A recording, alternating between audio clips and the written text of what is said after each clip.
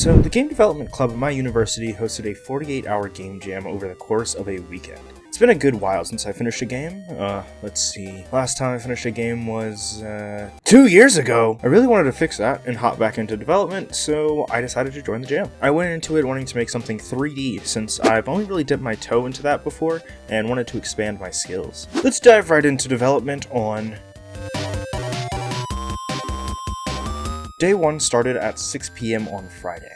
I arrived a bit early and the place was full of people. We all waited with bated breath for the theme to be revealed, and once 6 p.m. rolled around, it was announced. You are not supposed to be here. This might just because I've been getting more into horror games, but to me that sounded like the perfect theme to make one for. Coincidentally, I had also literally earlier that day had the idea to make a cave diving inspired horror game because, well, this is terrifying. I also felt like it fit the theme because you cannot convince me that anyone is supposed to be here. I can see how people might think this is a bit of a stretch though, so I decided to tie the theme in a bit more by basing the story on the Odyssey. If you're unfamiliar with Greek myth, aka you haven't read Percy Jackson, the part of the story that I'm referencing is the story of Polyphemus. Odysseus and his crew, after coming across a cave that seems too good to be true, filled to the brim with provisions, they indulge themselves, and the Cyclops Polyphemus comes back and traps them in the cave, eating them 2 by 2. They weren't supposed to be there. Eh? Anyway, I hadn't thought of anything besides the basic concept, so I had to figure out what I actually wanted the game to be. I started out by making a few concept sketches and some ideas for mechanics. I had watched a video on TikTok the other day of a guy in a cave that was flooding with water, so I thought that could make a pretty good mechanic. Spoiler alert though, that doesn't actually get implemented for the time of the jam, but I do plan on expanding this game in the coming months, so stay tuned. In fact, there is actually a Steam page up right now for you to wishlist the game. The next idea I thought of was the player getting chased through the cave by Polyphemus. You know, a classic horror game trope that should theoretically be easy enough to pull off in 48 hours. Right? My final idea, which made me feel like I really had something interesting, was a movement scheme where you physically dragged yourself through the cave using the mouse. My original idea was to have each mouse button mapped to an arm. Pressing the right mouse button would cause you to grab with your right hand, and the left mouse button would use your left. If you grabbed with one hand and dragged, you could turn yourself, and when grabbing with both hands, you would pull yourself forward. Prototyping it out, I thought it was fun, but controlling both arms individually with just one real hand felt really clunky, so I opted to change the control scheme a bit and make you just control one arm. You hold the right mouse button to turn, and the left mouse button to drag yourself forward. It's much simpler and feels a lot better while still keeping that visceral feel of crawling that I really wanted. After all that, I wanted to work on some visuals a bit, since aesthetics is such an important part of what makes a good horror game in my opinion. I've always loved the Doom/Wolfenstein style of a 3D world with characters being 2D sprites. I've also thought that style of taking photos of the real world and tweaking, styling, and pixelating them was really cool. The original Mortal Kombat does this, and I think that's a huge part of that game's charm. I started trying to do this by taking some photos of my arms in first person before making them transparent, and then throwing them into a sprite, where I did some adjustments and pixelated them. I thought this looked really good in game, and I was so happy with them in fact that I decided I wanted to just go ahead and make the asset for Polyphemus as well. For this, I just took an old photo of me from back when I was bald, pixelated it, and scrambled my features until I was unrecognizable. I then gave myself one big ol' eye and tweaked some values. I think it turned out pretty cool in the end, serviceable for the game jam if nothing else. But after that, I ended the day by placing that model in the game world to see how it looked.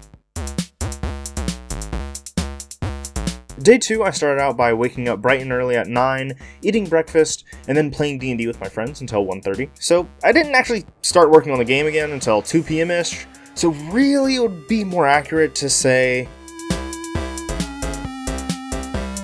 Okay, so almost halfway through.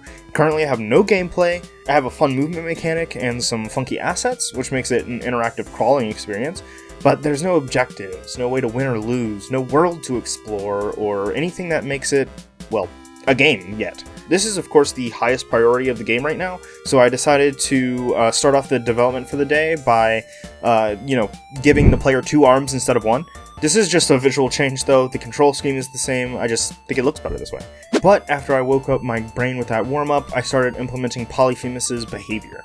I did this by following a course that I got from Humble Bundle on Zinva. The course took an approach to a state machine that I had never actually seen before. You started with a controller that was responsible for moving and setting the velocity and all that kind of stuff for the character, and then you also had a separate state machine that tells this controller how to control the character based on the current state. I thought this was an interesting approach, if nothing else, and I rolled with it for a while, eventually getting Polyphemus to look towards the player.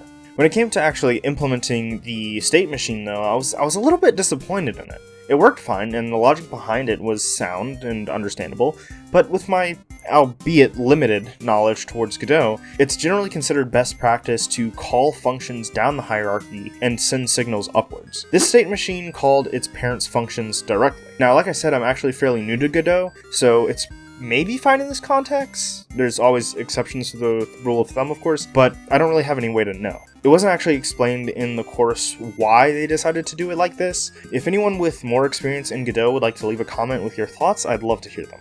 In the end, though, the code worked fine for the jam, so I just decided to stick with it. I used the system to add 2 states to Polyphemus, Wander and Kill. In the Wander state, he just picks a random point in the map, pathfinds towards it, picking a new position each time he reaches one. In the Kill state, I made him force the player to lock eyes with him as he performs a jump scare before restarting the level. Okay, awesome. There's a way to lose now, but still no way to win yet. I wanted to practice some 3D modeling and texturing during the jam, so I fired up Blender and I modeled the most complex thing that has ever been modeled before, an eyeball. But I did get to learn a little bit about texture painting. I painted this low-res eye texture onto the model before I added it into the game. I know that looked super fast and easy on your end, but this actually took me several hours. The modeling and the texture painting was actually the easy part. What took so much of my time was getting this thing to import into Godot with the texture and making it glow like this. Eventually, to get the results I wanted, I discovered that I could enable the backlight option on the material and place a light source inside the model. I then made it so that when the player collides with one of these eyeballs, they collect it. And with that, I finally had a game. You had a way to win by collecting all the eyeballs. You had a challenge that stopped you from doing that in the form of the Cyclops that you had to dodge, and the game was actually surprisingly fun at this point, despite not having any visuals to indicate that you've won or any mechanics for Polyphemus to chase you yet. I found myself actually testing this until I had collected all of the eyeballs without dying. As someone who's entered a lot of game jams solo, here's a tip. As early as possible, get the game into a playable state with objectives for players. This way, if you run out of time implementing all the features that you originally planned for, you still have a finished game to submit by the end. Since I did that this time around, I had some stress-free time to work on some aesthetics and vibe a little bit. I started this out by recording some sound effects, a few voice lines for Polyphemus to call out when he's in various states, and a scraping sound for when the player drags themselves forward. I threw these all into Audacity for some editing, and using a plugin that I found online, I was able to bit crush them to make them sound a little bit crunchy and give them a retro feel. I also, while I was out, took a picture of some stone, scaled it down, and edited it, ultimately making this texture, which I think looks surprisingly good for my first time at texturing basically anything except for that eyeball earlier. Here's what the game looks and sounds like with all those aesthetic changes at the end of the day.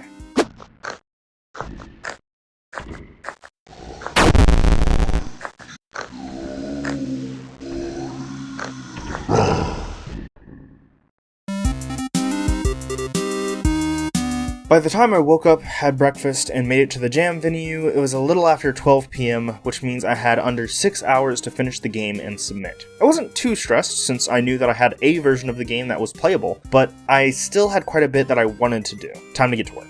I did, on my way to get breakfast, however, record some new scraping sounds that I thought were better than my old ones, and put them into the game. As you saw on the last day, I like to start out development for the day by doing something simple to get my brain started and fuel motivation for the rest of the development for the day. I decided that I wanted to add a pixelation filter over the whole game to really bring everything together. This turned out to not be something simple. I saw others online easily add this effect by making the camera a child of a sub-viewport, which was easy enough, and it garnered the desired effect, but no matter what I did for the longest time, it broke something. Either you couldn't see anything, you couldn't move, you couldn't hear, or some combination of all of those. I was like pulling my hair out trying to fix this, and after wasting half an hour trying to get this to work, I decided to leave it alone for now and work on something else. Now, with 6 hours left, something you probably don't want to do is add another mechanic to the game, but I decided that I was going to get Polyphemus to chase the player. Now, I thought it would be near impossible to outrun him with the current movement scheme, so my plan was to make him get tired and stop to catch his breath after chasing for a while. At that point, if you were out of his line of sight, he would lose interest. I started work on this by adding the resting state to the state machine.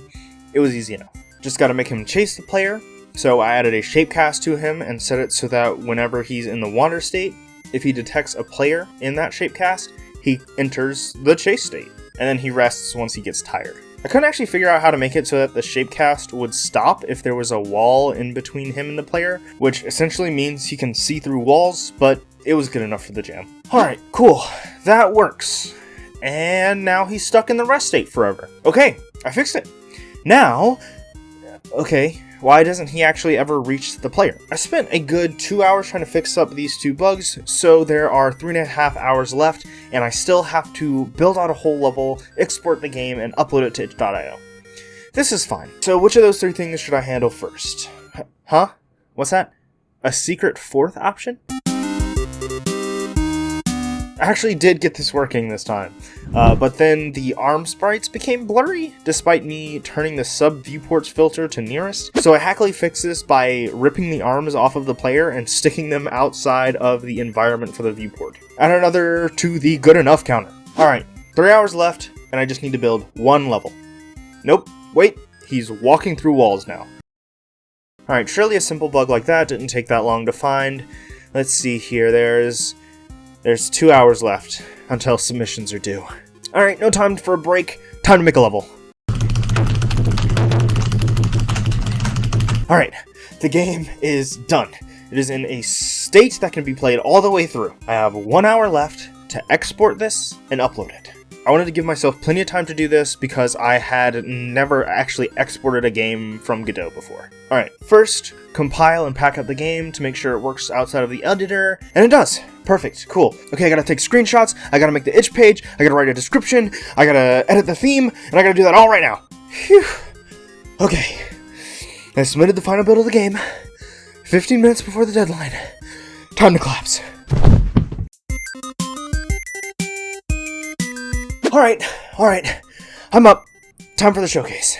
Everyone had some time after the jam to hook up their game to this big screen and show off the gameplay. It was super cool, but also pretty nerve-wracking to go up there and present my game, since all of the games shown were so cool, and they clearly had a lot of work put into them by some very skilled individuals. When it was my turn to present, a lot of people seemed really interested in the game. They thought the mechanic was interesting, and that was super reassuring, since I had tried my absolute best to make the game, and I knew the control scheme was a bit weird, and it was just really nice.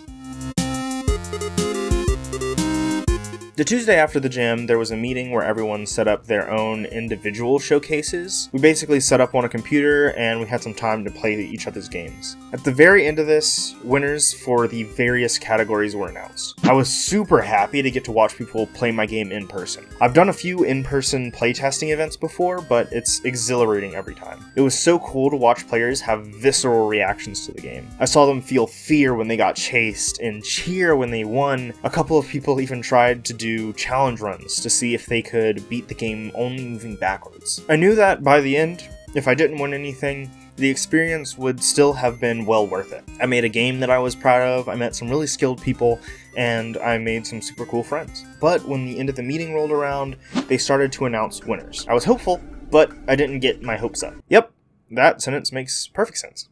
Anyway, best aesthetics went to not Polyphemus, but an amazing dating sim where you date Abraham Lincoln. The best mechanics went to, and I quote, "I don't know how to pronounce it, Polyphemus. Wait a minute, that's me. I can't begin to describe how excited I felt hearing the name of my game called out for an award. It's the first time I've ever won Best Anything, and it was the perfect cherry on top to the whole amazing experience. Best game overall went to a super awesome puzzle game about racing yourself from the past. If you made it this far into the video, then you might be interested in watching me expand the game in the future. So consider subscribing and stay tuned. Bye!